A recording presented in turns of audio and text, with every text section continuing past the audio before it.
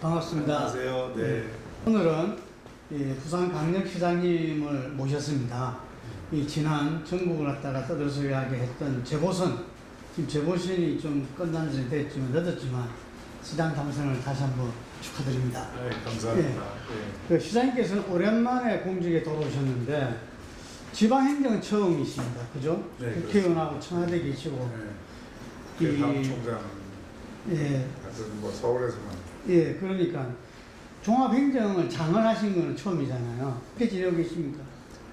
예, 지금 말씀 그대로 굉장히 바쁘게 지내고 있습니다. 네. 부산시가 어떤 의미에서 작은 나라라고 할 수 있기 때문에 예. 이 안에서 정말 수많은 일들이 벌어지는데 그 일들을 시장이라는 직책이 소홀히 할 수 있는 일들이 별로 없습니다.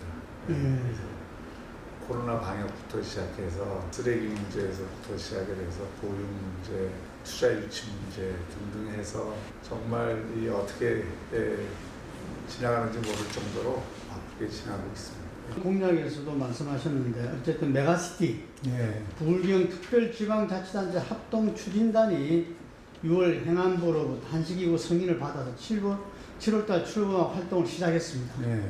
이게 굉장히 그 기대를 받고 있고 온 국민이 궁금하게 주목하고 있는데 어떻습니까? 지금 이 진행상?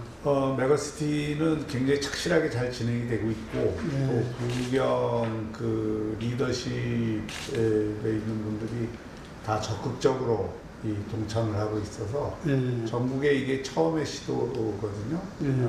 그래서 저희는 이 메가시티를 통해서 풀 수 있는 문제들도 꽤 있을 뿐 아니라 시너지를 가질 수 있는 문제들도 상당히 있기 때문에 우리나라 국가균형 발전의 새로운 또 분권의 새로운 틀을 만드는 굉장히 좋은 기회라고 생각을 합니다.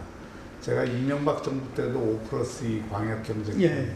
그래서 위반한 적이 있었는데 그 연장선상에서 지금 부울경이 이 하나의 발전 단위로서 할 수 있는 일들에 대한 리스트업을 하고 있고 그런 가운데 같이 하면 시너지가 날 수 있는 사업, 같이 하면 공동의 문제를 더 잘 해결할 수 있는 이슈들을 중심으로 해서 지금 어젠다들을 정리를 하고 있습니다. 경제통합의 그 양상은 어떻게 벌어지는 겁니까? 예를 들어서 부울경이 같이 할 수 있는 경제 사업들, 각자 경쟁하는 구도가 아니라 예를 들어서 뭐 교통망 같은 경우 광역 교통망부터 시작을 할 수가 있겠죠.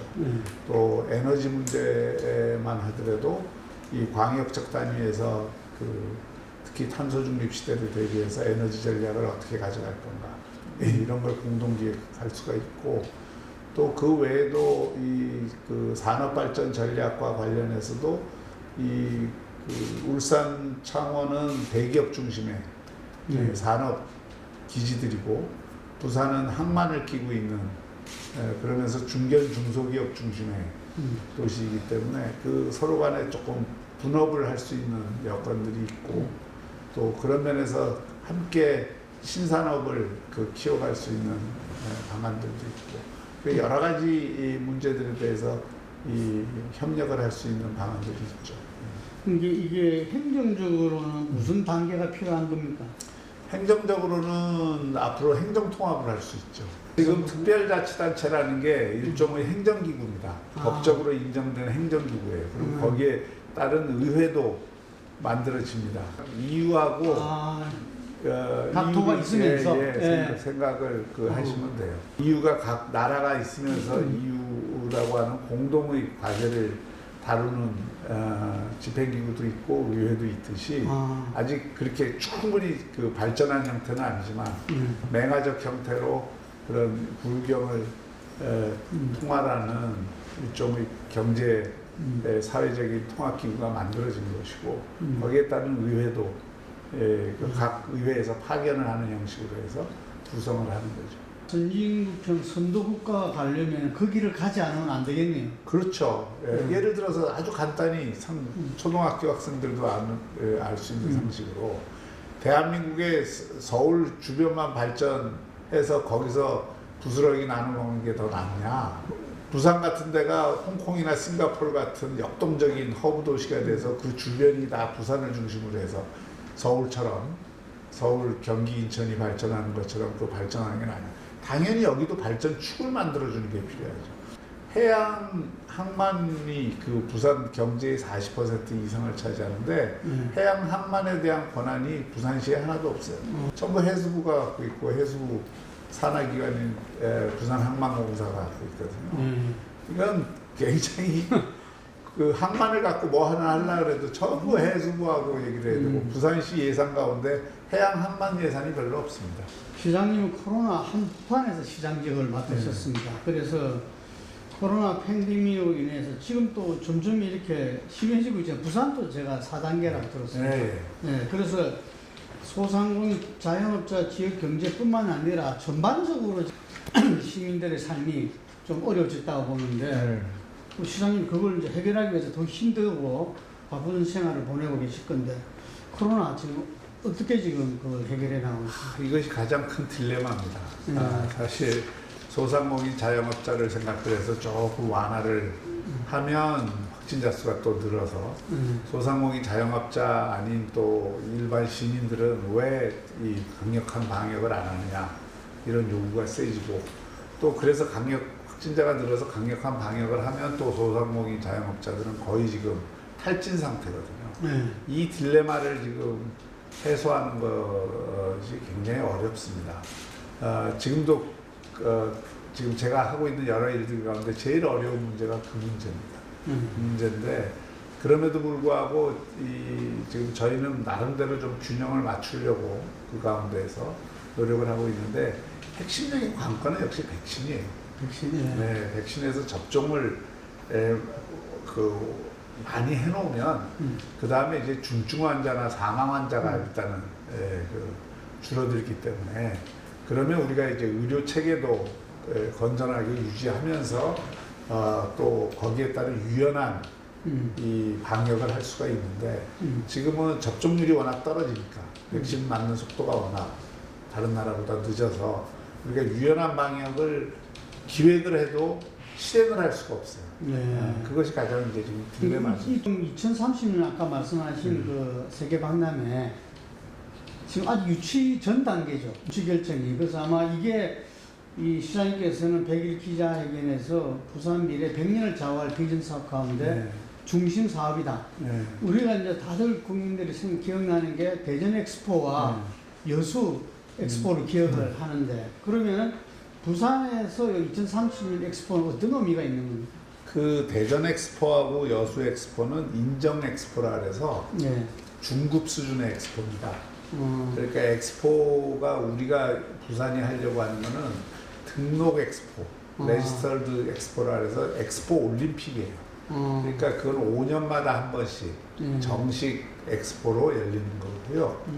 우리나라는 한 번도 한 적이 없습니다. 그래서 이 엑스포를 하게 되면 월드컵과 올림픽과 등록 엑스포를 하는 세계 7번째 나라가 됩니다. 그리고 이 엑스포는 인정 엑스포는 우리가 인프라 깔고 우리가 다 돈 들여서 시설들을 하지만 등록 엑스포는 우리가 땅을 제공을 해주면 각 국가가 최고의 기술과 그 시대의 정신과 이 자신들의 어떤 그 국가적 아이덴티티를 정체성을 살려서 국가 간을 각 나라가 만들고 그걸 이제 6개월 동안 그 전시를 하기 때문에 약 4천만에서 5천만 명 연인원이 그 오는 행사입니다. 6개월간. 그리고 그 이제 남은 시설들이 또 기념관들은 계속 유지가 되기 때문에 그런 면에서 그 자체로 이 올림픽하고 월드컵하고는 비교도 안 되는 행사고요. 지금 코로나 때문에 두바이가 고전을 하고 있습니다만은 두바이가 작년에 원래 등록 엑스포 하려고 하는 거를 금년 가을에 하는데 거기 지금 뭐 영상으로 나와 있는 거 보면 어마어마하게 화려하고 또 이게 시대의 비전을 담은 그런 행사를 하는 거거든요. 부산의 입장에서 볼 때, 남부권의 입장에서 볼 때는 엑스포가 유치가 되면 그런 이제 국가적으로도 이건 좋은 행사지만 남부권 전체의 인프라를 그 정비를 할 수가 있고 또 엑스포에 맞추어서 도시의 비전이나 도시의 그 수준을 한 단계 확 도약을 시킬 수 있는 계기입니다. 그래서 저는 대한민국이 새로운 발전축을 만드는데 이 엑스포가 굉장히 중요한 역할을 할 것이고 우리로서는 내년에 새로운 정권이 들어서서 그 어떤 정권이 들어서더라도 정권 초기에 이런 큰 국가적인 이벤트를 유치하는 거기 때문에 전력을 다할 수밖에 없고 이건 국가 사업이거든요. 도시 사업이 아니고 지금도 국가 차원의 지금 유치위원회가 만들어져 있고 그래서 전력을 다할 수밖에 없습니다.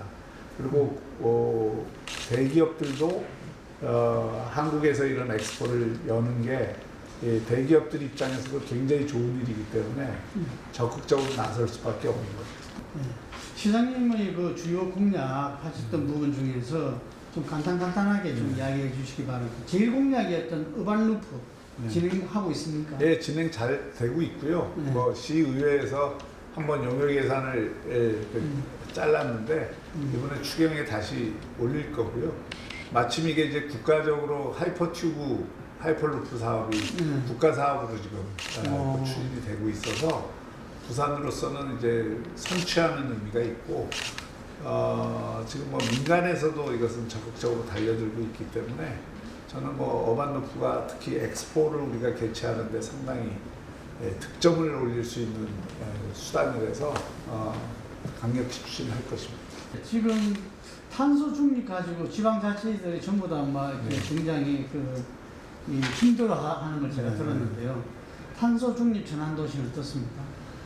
그건 뭐 부산뿐만 아니라 지금 전 세계가 가고 있는 길이고 그 탄소 중립이 지구촌 전체 우리 인류가 살기 위해서도 필요하지만 각 국가, 각 도시가 이게 선진적인 국가, 선진적인 도시로 가기 위해서 또 경쟁력이 있는 도시로 가기 위해서 반드시 추진해야 되는 비전이자 전략입니다. 그래서 부산도 그린 스마트 도시를 비전으로 내세웠고 그 그린 스마트 도시의 핵심이 결국 탄소 중립형 도시로 가자.